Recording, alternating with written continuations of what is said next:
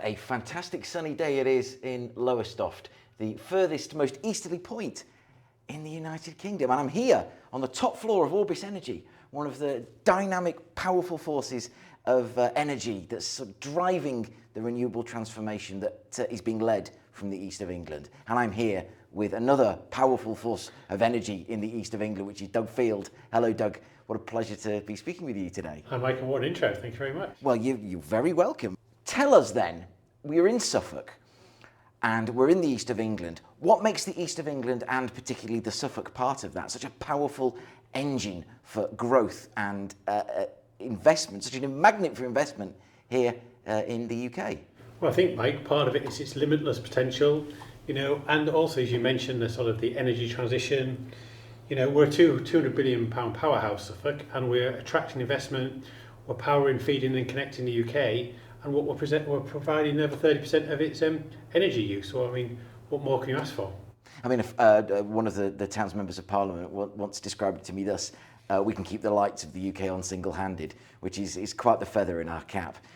If you go to an event like the UK Real Estate Investment and Infrastructure Forum in Leeds, and you go to the Suffolk stand, as I've done several times, you just get a real sense of that, the coiled tiger ready to pounce, ready to leap out and drive forward growth for the east of England. What is it about Suffolk in particular that gives you that sort of ready, has put you in that position where you're really ready to launch forward? You're right, the coil spring analogy is absolutely right. All that potential, that untapped potential, and that creates opportunity. We've got enterprise zones, we've got Freeport East, our clean energy leadership, our strategic direction, just our location between London and Cambridge, some of the tech, some of the AI, some of the tech collaboration, and we've got really the AI agri-food, and we've got a real proven track record of getting academia, business and the public sector to work together, and that will allow us to fulfil that potential that we've all know about. Well, you mentioned Freeport East and the enterprise zones, and I just want to explore with you now how they contribute to growth, and particularly because everything that gets offloaded in the east of England flows through Suffolk. It has to. There is no other way. So just tell us about those enterprise zones in Freeport East and what they're kind of adding to that really powerful mix. Enterprise zones in Freeport East, in my opinion, are real game changers. I think we've got, since 2012, the enterprise zones have attracted over £500 million of private sector investment. I think it's projected to deliver something like 5.5 billion of growth. Wow. And 13,500 new jobs. Well, that just shows the potential and the opportunities that exist in Suffolk. And it's transformational, and people, of businesses and companies are going to be ready to take advantage of that growth. So you're a member of the business board, the Suffolk Business Board, that's really at the helm, you're sort of on the bridge, as it were, of this mighty vessel that we call Suffolk. Just tell us a bit about what that means and how you're helping to put your hand on the tiller, to continue with the nautical analogy, put your hand on the tiller of growth in this county. Well, I think that seafaring analogy is really good, Mike, isn't it? Because it's about navigating the opportunities, and I think I'm a proud member of the Suffolk Business Board. There's some real good interventions backing businesses with grants up to £1 million. There's lots of high growth programs. There's a Halo program, a Connected program. There's huge amounts of opportunity for support to help accelerate that change and position businesses and companies in a way to take advantage of the opportunities that Suffolk provides. And it's the right intervention at the right time. It's not a case of a scattergun approach. It's got to be targeted, focused interventions. There's grants, there's R&D support, there's a business hub, there's a whole ecosystem that tries to help businesses from startups to the billion-pound unicorns to help them thrive and survive, or more than survive, thrive and flourish in Suffolk. And that's about creating the right ecosystem, the right environment where businesses can get the support they need. Now, for me as a kind of observer, a chronicler, if you will, of the east of England, I have to say, I do find where Suffolk is at this moment incredibly exciting. Obviously, what you're going to need to deliver that is a highly skilled, highly motivated workforce. How are you and the business board and the wider Suffolk public sector going to, and your partners, going to drive forward that skills agenda and get those young people, retraining people to where you need them with the skills you need them to have? Absolutely, Mike. Skill is absolutely vital. We've got to have the right people doing the right things in the right places. And that there's lots of programs, there's a skills boot camp, and we're talking about thousands of people being trained and it's about training not for the now, for the future.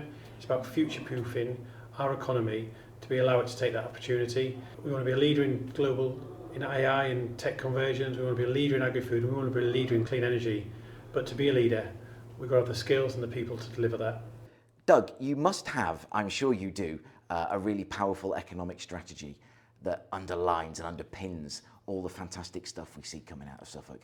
You've got a clear ambition to leverage in £4 of private investment for every £1 of government funding. Do you just want to speak to that ambition to lever in that private sector funding? Well, nobody can do this alone. We need to work with partners. We need to work with the right people and the right organisations to drive that growth. You know, they're the ones who are going to benefit. It's that infrastructure matters, the strategic pipeline, the communications, 5G, broadband. We've got a compelling offer against agri-food, clean energy and tech conversions. We need to work a way to maximise that opportunity and optimise the offer we've got and attract that investment to really, really turbocharge what we do. So we've talked a little bit about the nautical aspects of the Suffolk economy, but let's dig a bit deeper into that, or swim a bit further out, depending on your point of view.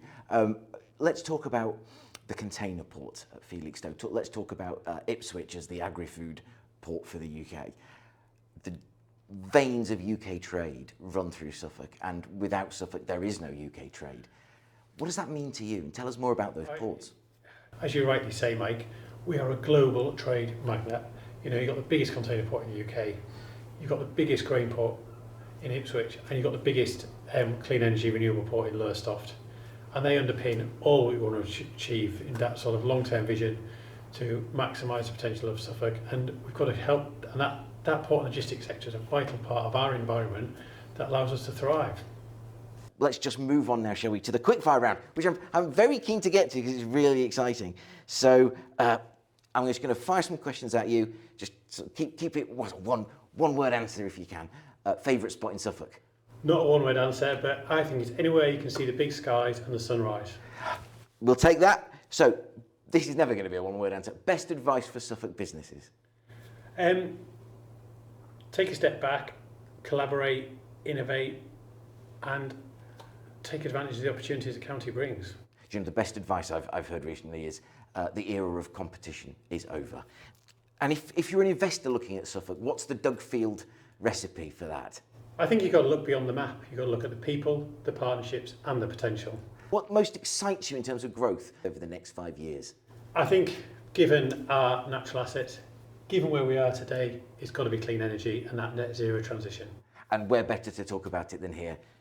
So, Doug, I'm now going to ask you to close this message from Suffolk to the world with just some closing thoughts. What have you taken from this little chat and what would you like to share? Well, you know, we want Suffolk to be leading on the UK's economic transformation. That's about innovating, investing and involving businesses and companies in Suffolk to create opportunities for all. We want people to join us on the journey. We can't do this alone. Together we're shaping a much brighter future for our county Suffolk, our country the UK and our children. Doug Field, what a joy to be speaking with you today. Thank you so much. Thanks so much, Mike. Really appreciate it.